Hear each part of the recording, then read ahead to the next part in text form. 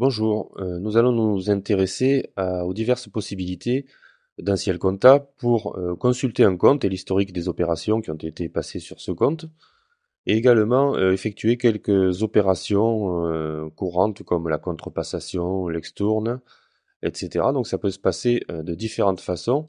Tout d'abord, nous allons aller dans le plan de compte, qui est donc regroupé, comme on le sait, par classe, et nous allons choisir un compte, le sélectionner et cliquer sur le bouton consulter. Ceci nous amène à une fenêtre qui contient les opérations de ce compte. Alors tout d'abord, dans la zone du haut, nous avons le code comptable de ce compte-là. Nous pouvons d'ailleurs faire défiler les comptes d'ici. Nous avons le solde à l'instant T de ce compte. Ici, les bornes de date que nous connaissons dans toutes les listes de ciel compta, avec lesquelles nous allons pouvoir par exemple restreindre l'affichage pour ne voir les opérations que d'une période, que pour une période donnée. Nous avons également possibilité d'y accéder avec la petite icône du calendrier. N'oubliez pas les raccourcis clavier pour les dates. DA veut dire donc début d'année, vous voyez, ça vous met automatiquement la date du début de l'année. FA pour fin d'année. Nous avons la possibilité de filtrer les écritures en brouillard et en simulation, ceci à l'affichage uniquement bien sûr, hein. Donc je vous rappelle que les écritures en simulation sont en bleu dans Ciel Compta. Et nous avons, comme dans toutes les listes de Ciel Compta, un champ de recherche qui va nous permettre de chercher un montant ou un intitulé ou un libellé dans toutes les colonnes visibles. Donc j'annule ici ma recherche.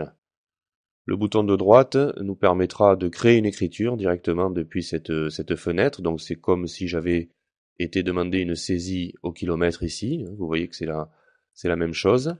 Et également d'aller modifier une écriture directement depuis cette fenêtre également. Donc je me retrouve dans l'édition de cette écriture. Je peux tout à fait la modifier d'ici et l'enregistrer à nouveau une fois que j'aurai effectué les modifications demandées. Nous pouvons, comme d'habitude, double-cliquer sur une colonne, sur le titre d'une colonne pour trier la liste grâce à cette colonne, donc alphabétique dans le cas d'une colonne alphanumérique et par montant dans le cas d'une colonne numérique. Nous allons voir maintenant une autre façon de travailler sur un compte. Donc dans le menu Traitement, Travail sur un compte, j'arrive à une fenêtre qui ressemble étrangement à la fenêtre précédente, sauf que nous avons ici une barre de boutons qui vont nous permettre différentes opérations. Je vais par exemple aller sur un compte client. Nous avons donc des opérations de vente, de banque, des à nouveau, divers types d'opérations dans divers journaux. Tout d'abord, si je choisis une opération de vente, je vais pouvoir la régler cette facture donc depuis cette fenêtre. Ça se présente un peu comme si j'avais été demandé saisie, régler un montant ou paiement, sauf que dans cette fenêtre sont regroupées différentes fonctionnalités sans avoir besoin d'aller chercher dans d'autres menus en fait. Donc la fenêtre de règlement me permet de choisir un journal, un compte, un libellé éventuellement pour mon règlement. Par contre ici, je suis obligé d'effectuer le paiement total de la facture, hein, je ne pourrai pas rentrer un règlement partiel. J'ai la possibilité de lettrer à l'enregistrement de cette écriture la facture avec son règlement et de voir l'écriture avant de l'enregistrer. Ce qui nous donne ceci, une écriture de règlement tout à fait classique que je vais pouvoir valider en cliquant sur enregistrer. Je ne vais pas le faire pour cet exemple-là. Nous avons ensuite la possibilité de contrepasser une écriture pour l'annuler, donc le journal des OD est déjà pré-renseigné. Nous avons toujours la possibilité de voir l'écriture avant de l'enregistrer, et nous pouvons choisir la façon dont la contrepassation va s'effectuer, c'est-à-dire soit en inversant le sens débit-crédit, soit en ajoutant un signe moins devant les montants et en gardant donc le même sens. Voici par exemple ce que ça peut donner avec un signe moins. Donc l'écriture se trouve dans le même sens que celle que j'ai modifiée. Simplement, on a ce signe moins qui va nous permettre donc d'annuler cette écriture. Nous pouvons ensuite extourner une facture, par exemple, dans le cas d'une erreur ou dans le cas d'un geste commercial, avec un autre compte.